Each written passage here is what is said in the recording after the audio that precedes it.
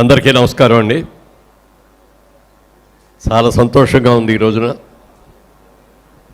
కళావేదిక NTR awards ఈ కార్యక్రమాన్ని ఇంత చక్కగా నిర్వహిస్తున్నటువంటి కార్యకర్తలకు అందరికీ కూడా నా హృదయపూర్వక అభినందనలు తెలియజేస్తున్నాను. ముందు ముఖ్యంగా ఎన్టీ రామారావు గారి పుత్రుడు, ఎన్టీ రామారావు గారి ఎన్ఏటి సినిమాలకన్నిటికీ కూడా director of photography, cameraman Shri Mohan Krishna గారు వచ్చి వారి చేతుల మీదుగా ఈ అవార్డులు ఇవ్వటం, అలాగే మా అమ్మాయి మోహన్ రూప ఆవిడ కూడా వచ్చి పర్సనల్గా వచ్చినందుకు ఆవిడ కూడా మనస్ఫూర్తిగా అభినందిస్తూ, రామారావు గారి పేరు మీద ఈ అవార్డులు పెట్టడం చాలా గొప్ప విషయం అండి. నా అనుభవం చెప్తాను ఆయనతోటి.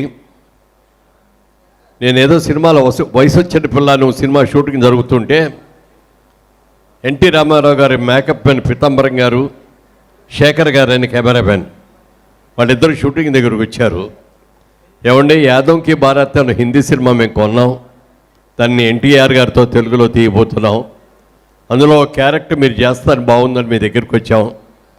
అయితే ఒక కండిషన్ అండి, రామారావు గారు మిమ్మల్ని చూడలేదు, మిమ్మల్ని అక్కడికి తీసుకువెళ్తాం, ఆయన చూసి ఓకే అంటే ఈ క్యారెక్టర్ మీకేనండి అన్నారు. తప్పకుండానండి, ఆ విధంగా అన్న వారిని దర్శనం చేసుకొని వారి ఆశీస్సులు తీసుకునే అవకాశం వస్తుందని చెప్పి వెళ్ళడం జరిగింది.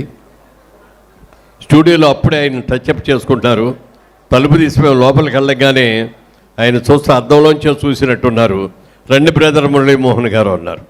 నాకు కొంచెం ఇబ్బంది అనిపించింది. సార్ మీరు గారు అంటారు ఏమిటంటే, మాకు అందరినీ కూడా గౌరవించడం అలవాటు, నేను ఎవరినైనా సరే నువ్వు అని అన్నాం అని చెప్పి ఆయన అంత గొప్ప విషయం.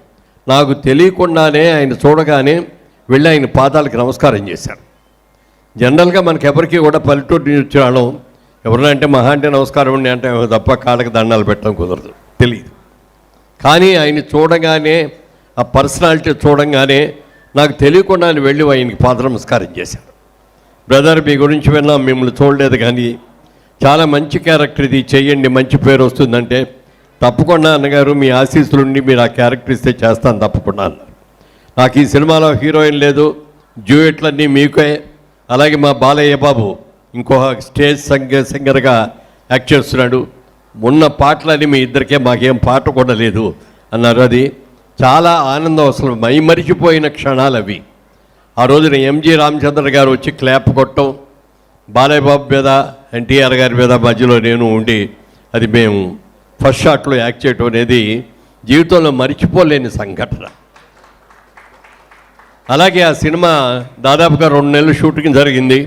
ఆ 2 నెలల్లో కూడా ప్రతి క్షణం కూడా నందమూరి వారి ఇద్దరు తండ్రి కొడుకులు ఇద్దరి మధ్యలో నేను కూడా కలిసి నటించడం నా అదృష్టంగా భావించాను.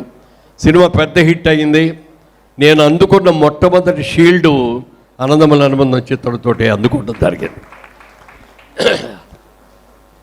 అప్పుడే పైకి వస్తున్న నన్ను చాలామందికి నా పేరు కూడా పూర్తిగా తెలిసేది కాదు.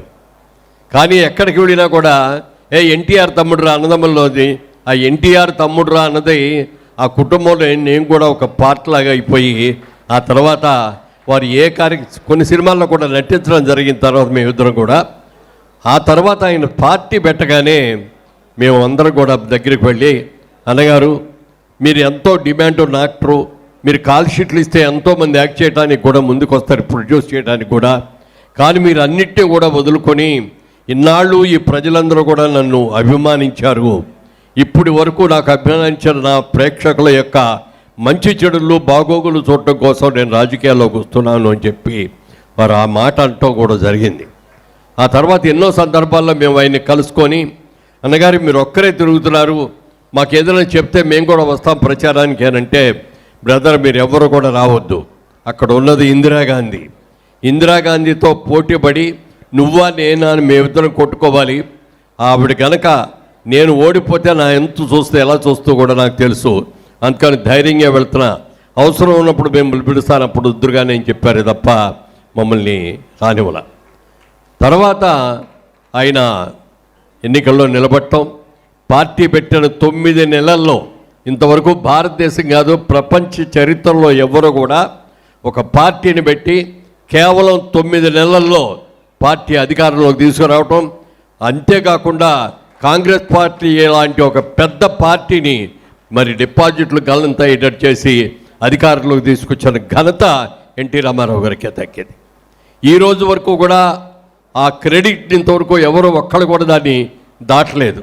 అలాంటి అద్భుతమైనటువంటి మహానుభావుడు ఆయన రాగానే కూడా ఆలోచించింది, అందరిది అన్నపూర్ణ లాంటి ఆంధ్రదేశంలో అన్నమో రామచంద్ర అనే మాట వినపడకూడదు.